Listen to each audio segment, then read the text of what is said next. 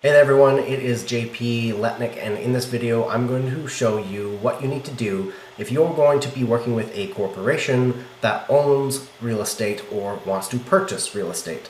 So this is going to be related to your FINTRAC obligations, at least for identifying who owns the company. So the way that we do this, and I have an example here, this is a copy of title. So this is where the company owns a property that you're going to list, as an example. So first thing, if you don't have a title, what you're going to want to do is go to My LTSA and set up an account here so that you can pull title. I have a different video in the training archive on how to do that. So watch that video if you haven't set up your account yet. If you have, you're going to log in, use the property identification number, which you can find on BC assessment values online. You can find the PID number for the property, put it in, pull the title. After you pull the title, you'll come to a title document like this one, where you see the company information shows up here instead of a personal name. So for example, if that was to happen and you didn't have the company documents, you could ask the client for a copy of the documents. However, I would highly suggest you pull a copy for yourself, because that way you know they're not doctored. They're not changed or modified by the client that has supplied you those documents. You can always ask them for a copy, but usually I would just ask them for, the company name if you were dealing with a company that was buying something rather than a listing, because obviously if they're buying something, you don't have a copy of title, you can't find their company name on the title document. You would need to request the business name or the business number from your client so that you can then go to the next step, which is going to pull the corporate summary. Because what you need to do is you need to verify who the directors are for the company and figure out who the signing authority is. Now, if you have multiple directors on a corporate summary, then you need to talk with your client and find out who are these directors. Are they Canadian? Are they permanent residents? Are they foreigners? Are they residents of BC for tax purposes? You need to get their IDs verified. You need to get their current occupation, their current resident address, their email for e-signing, their telephone number. All of that information that you would normally get for any particular client, you need to get for each director on file. If there's no partnership agreement with a signing authority document within the company, and basically what you ask the owners is, do you have a signing authority document that outlines how many people of the directors have signing authority? How many of you, let's say there's 4 of them, how many of them have to sign, right? Is it 2? Is it just 1? If there's no document like that already available that they can provide to you, that is signed by everybody already, with those details, you have to assume then that everybody on the corporate directors list needs to sign on every single real estate transaction. So that means you would have to get everybody to sign on all of the documents.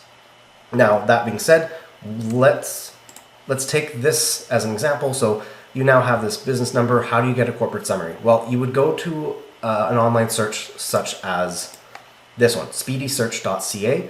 You can pull a lot of different corporate documents for all the different provinces. But we're mainly going to be dealing with BC. So it's speedysearch.ca. You go to BC and then corporate services, and then BC corporate search. You do this right here, click buy now, and then you click place an order. This is where you put the company name in. So from your title, for example, or the company information that your client's provided, you can either select just the numbered company. Typically, if I have the whole thing, I'll just select the whole thing, paste it into here, and then add to cart. Once you've added it to cart, you'll see it says added, and then you'll click up here in the cart. Now we have the one corporate search. We'll go to checkout. If you don't already have an account with Speedy Search, you can create one. I already have one, so I would just log in, put in the additional information, payments, review and purchase, and then you finalize the purchase. I'm not going to go ahead and do that right now because this is just an example. I'm going to click remove. You will then get a confirmation email that the order has been received. Usually if it's on a weekend or after hours, you probably won't get it until the next business day. Usually they're very quick though, and you'll receive a secondary email with the corporate search in the email. And then once you have that, you can open it up, and then you can go down to the directors file and see who are all the directors. Is it just 1? Is it 2, 3, 4, 5? Then you go on to do all of your FINTRAC IDing requirements. for a lot of times, not all the directors are going to be in front of you. And so with that, I would highly recommend you use Really Trusted. This is a great software that you can add your clients into here. Then you click on FinTrack, and then you can do a remote FinTrack. And then you put in their email here, and then it'll send out an email link to them, or it'll give you a link that you can then send through WhatsApp or text or whatever. And then they will then take a photo, clear photo of the front and the back of their ID, and then follow instructions on doing a selfie. They might have to hold up 2 fingers or 5 fingers or whatever the system tells them to do. And then it will send you their information and run the checks for criminal record checks, not criminal record checks, but like other background checks that the system runs. It will do, and it will notify you of whether or not that name kind of matches the database of people that might be of concern that you might need to keep an eye out for. But also it's great because then you can show that you verified their ID using the system and using facial recognition software. So once you've done that for all of the directors, then you also need to do a corporate summary FinTrack, and that is located in Web Forms. So when you go to your transaction kit in Web Forms, if you want to add a corporate summary search, just search FinTrack, and then you're going to see Corporate Entity Identification Information Record. You're going to click this, add it to your kit, and then go through the process of filling out the information that you have regarding the corporate summary.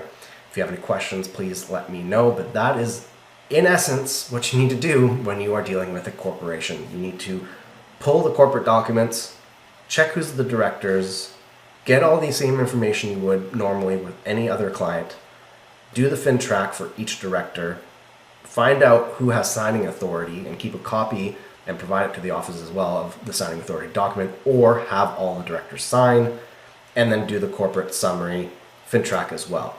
You'll be providing the FinTracks for each director, the corporate summary FinTrack, and a copy of the corporate summary that you pulled to the office.